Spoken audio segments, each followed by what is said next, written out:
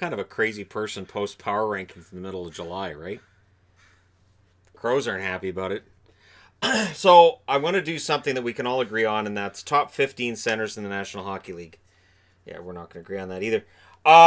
But we're up to that part of the summer where I'm like, okay, so what do I normally do this time of year? Right, I throw out the opinion stuff, and then we can debate about it. And again, it doesn't really, it's an opinion thing. Anyways, top 15 centers. Honorable mention, especially to Sebastian Aho, who I didn't end up putting in the top 15, but honestly, he'll likely be here as soon as next year. His transition to center, he did well, but I couldn't put him in the top 15 this year. Points-wise, he was there, but for me, if I was going to pick 15 best centers in the National Hockey League, I don't have Aho in the top 15. And honorable mention to Claude Giroux, who last year I had as a top center, and then that turned into a thing that kind of... And honorable mention to Leon Draisaitl, who did not play center most of the year. So even though he's listed as a center, I know darn well he didn't play center for most of the year. This was a year where I watched as much hockey as I possibly could. If there's anybody on this list that didn't play a majority of the season at center, whoops, I'll do it now. There you go. Whoops. Claude Giroux is not on the list. Honorable mention to Claude Giroux. Never forget Claude Giroux. Number 15. And this one kind of surprises me because, honestly, I am known for thinking the world of Evgeny Malkin, and yet, for me, yeah, he's number 15 on the list. He had an injury-riddled season again, barely got to 20 goals, and I'm starting to feel like his game is winding down. A great career. First ballot Hall of Famer, all those Stanley Cup rings and all that. But for me, Malkin's probably getting closer to being done than I think it's going to be one of those things where he just says, well, I'm done. And I don't think we're going to get a big farewell tour, and I don't think we're going to get a lot of tears from fans, because I don't think anybody's going to know. It strikes me as he's the kind of guy that'll just come out at one point and say, I'm going to retire. Along the lines of sort of how Rick Nash did it. We didn't expect it, and then he retired. Number 14. Getting back onto the board. He was not. I'm pretty sure he wasn't in my top centers last year, and I got some flack over it. Jonathan Toews. Toews had a poor season in 2017-2018. Had a great year in 2018-2019. Got back into it. The offense is there, and he was playing a pretty good shutdown role. I don't think he is... For me, he's top 15. I don't have him top 10, obviously. But he's definitely shown that he still has a lot left to give. So for the Hawks, they got their $10.5 million worth out of both Toews and Kane this year. And that's really key for them. Those guys have to perform. Because of how much cap space they eat up, they have to perform. Number 13.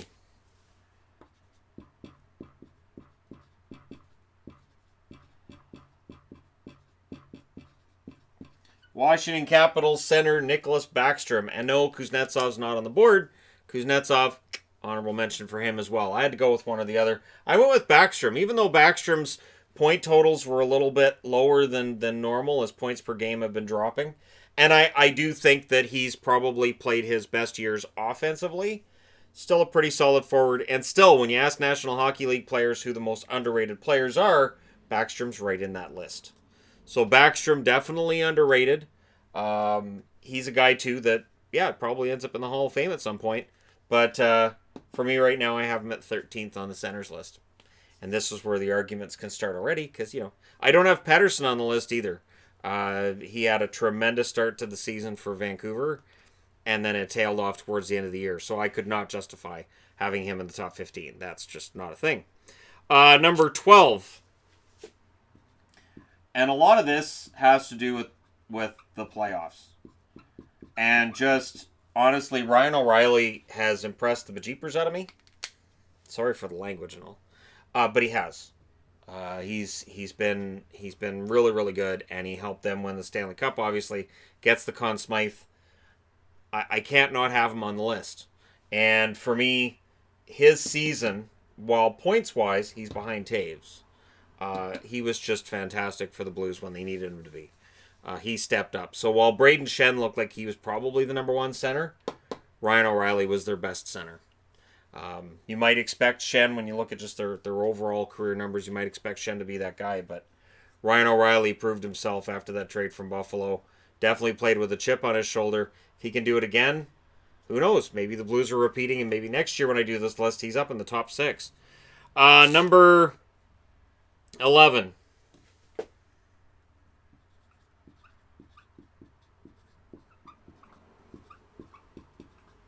Brayden Point of these guys, Tampa Bay.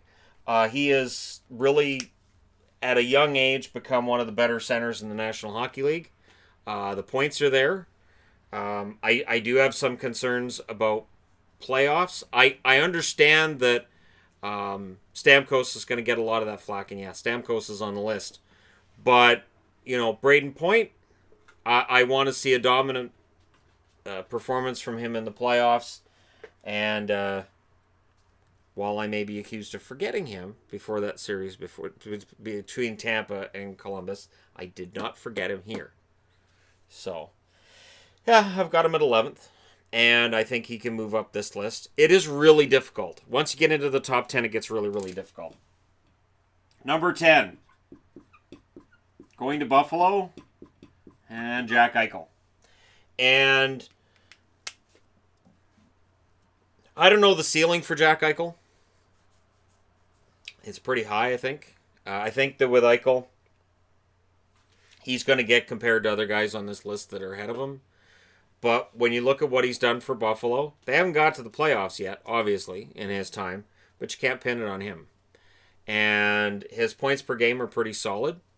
You have to ask yourself if he were on a Tampa Bay, just what kind of numbers he'd put up. But again, and we get into that discussion of, if this guy was on that team, he'd perform better. And yet, historically, that doesn't always work. Sometimes these guys who are, a big fish in a small pond, when they're not the big fish anymore, their point totals drop. They don't get relied on. They don't get used in the same situation. So I like Eichel a lot. I think that as long as he can remain healthy for Buffalo, that improves their chances. So, it's incumbent upon the Buffalo Sabres to do their best to make sure that he is surrounded by the right players and they get the right roster, because you don't want Eichel to be really frustrated next summer and saying, you know what, I'm done. And at times, Eichel has seemed like he's frustrated with the process in Buffalo. Number 9. This is where, and it gets really difficult at this point.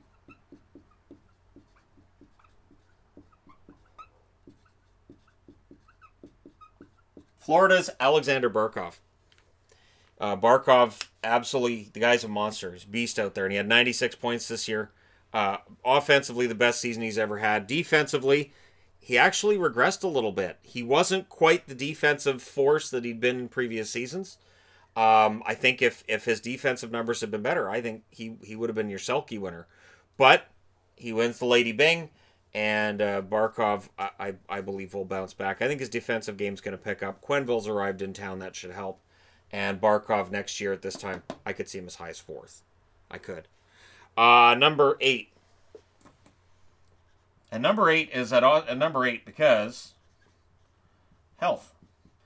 Auston Matthews. Ask any Toronto fan, what time is it? They'll answer with, did you know Auston Matthews scores at 5-on-5 better than almost anybody else in hockey history? No, I want to know the time. Did you know that Auston Matthews was born in Arizona, but he was drafted first overall by Toronto, and he's going to stay here forever? Okay, no, seriously, I don't want to talk about... Did you know Auston Matthews... Anyways, once you get past all the hype, Matthews is a really damn good player. He's just got to stay healthy, and the goal totals are there. I don't know that he's ever going to be a 100-plus point guy on a regular basis. And as offense is coming back to the National Hockey League, we can start talking about players that way again, where 100 points is achievable. Hopefully the days of 90 points being your scoring leader for the entire league are over, and 100 plus is going to be a standard for excellence again. Matthews, I think, can get close. I want to see him have a full healthy season. The biggest thing with Matthews, his coach had no faith in him in Game 7 against Boston, to the point where you get a guy on one leg that plays instead of Matthews. And when people point out, well, Matthews wasn't playing very well, right, and that's the problem. So that's why Matthews isn't higher on the list. He's great offensively. He has moments and games where you think he's the best player in the league, and then sometimes he goes invisible. So he's got to get that consistency, and he's got to stay healthy. Number 7.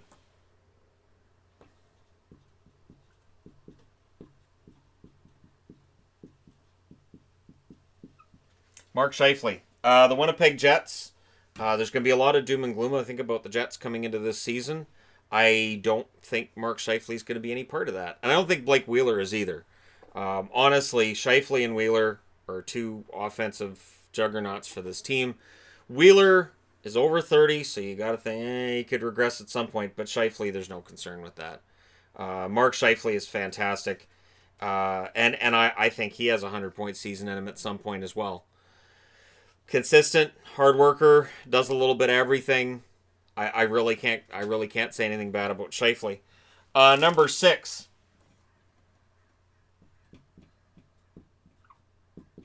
I went back and forth on Tavares. I went back and forth. You can make an argument that he should be 4th on the list. You can make the argument he could be as low as 9th on this list. So I kind of sawed it off in the middle and went with 6th. But if you want to make the argument that he's below Barkov, you can make that argument and be right. You can make the argument that Scheifele or Matthews, yeah, you can make that. He had 47 goals this year. He played very, very well in tough situations and in a tough environment. Toronto is not easy to play in. When you look at what Tavares did this year, it's kind of miraculous in that he had all this pressure on him and expectation. He got 47 goals. Now in the playoffs, things went a little bit sideways at points for him. And the Leafs, really, honestly, with 2 of the top 8 on this board, there's no way in hell these guys should be out in the first round again next year, right?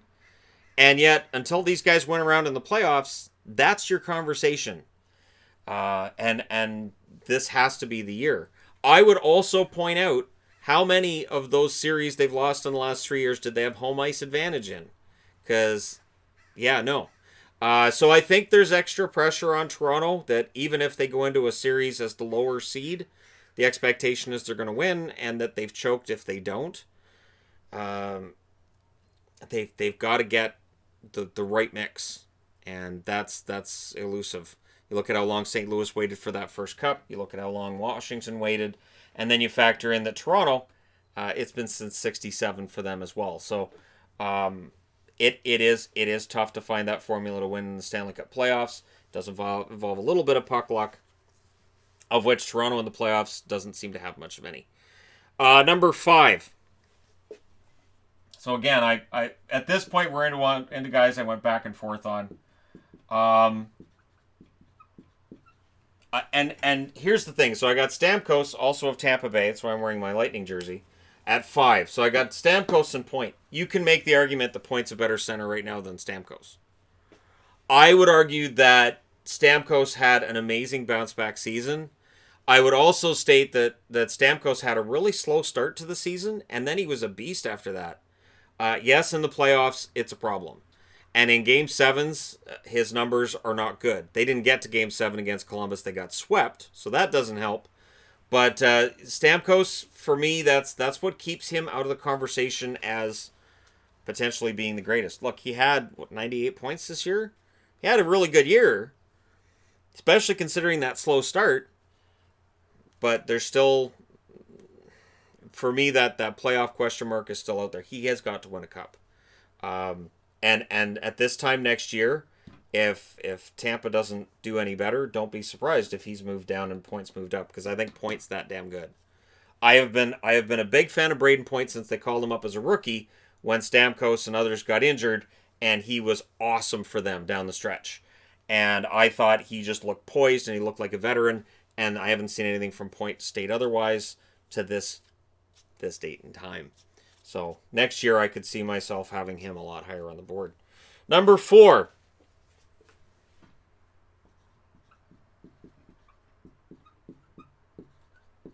I do believe last year I had Patrice Bergeron, either much lower or not on the board. Patrice Bergeron, I looked at his overall defensive game, his points per game this year, which were definitely boosted by that line just being unstoppable early in the year. Bergeron had a career year. At this time next year, I don't expect to see him in the top 10. But he had a career year, and I cannot justify not having Patrice Bergeron as high as this because he was amazing, and then in the playoffs, he was pretty damn good too. Now, he did get stopped at points in the playoffs, but he wasn't playing at 100%. He wasn't at 100%. And there were a lot of guys who were hurting in that Boston lineup, especially by the time you got to the finals. I am not making excuses. That's how the playoffs work. There were guys hurt on the St. Louis side of things. I'm just saying him slowing down makes sense due to the fact that he was not 100%. And still, when you look at his numbers during the regular season, he was just fantastic. So I couldn't have him any lower than that. Number 3. And it surprises me to have this guy at 3. So I expect hate comments for this. Because Sidney Crosby, there are still a lot of people that argue he's the best player in the game.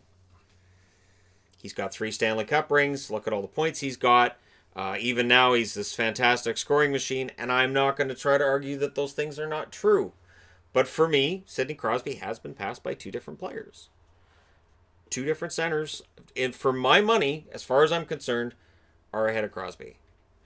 And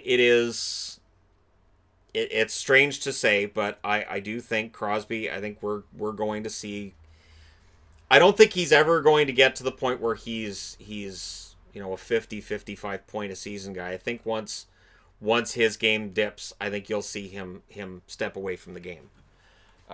He doesn't seem like the kind of guy who's going to hang on too long, or until he's a hindrance to his team and they're kind of like, Sid, we love you and all, but might be time to go.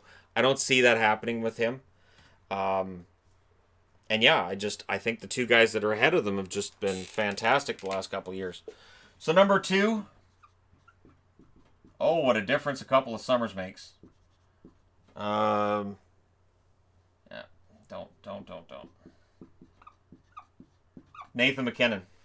Colorado's rise from the ashes, in large part, is due to Nathan MacKinnon's rise from the ashes. Hey, 2 years ago when I was talking about number 1 draft picks and I talked about MacKinnon not living up to his promise, he hadn't. Nathan MacKinnon had not become that player yet. And MacKinnon and Duchesne, both of them were in the same category as guys that looked like they should be more than what they were. Well, MacKinnon turned it on in the 2017-2018 season, and he kept the pedal to the metal this season as well. And for me, he is an absolutely huge reason why Colorado is viewed as a contender this coming season. I like MacKinnon's chances a lot of maintaining that level. For me to put him ahead of Crosby, it's not easy, but I couldn't look at the numbers and say, well, I'm still going to have Sidney ahead of him because it's Sid the Kid. So I went with MacKinnon. I expect a lot of downvotes on this one. And number 1, obviously,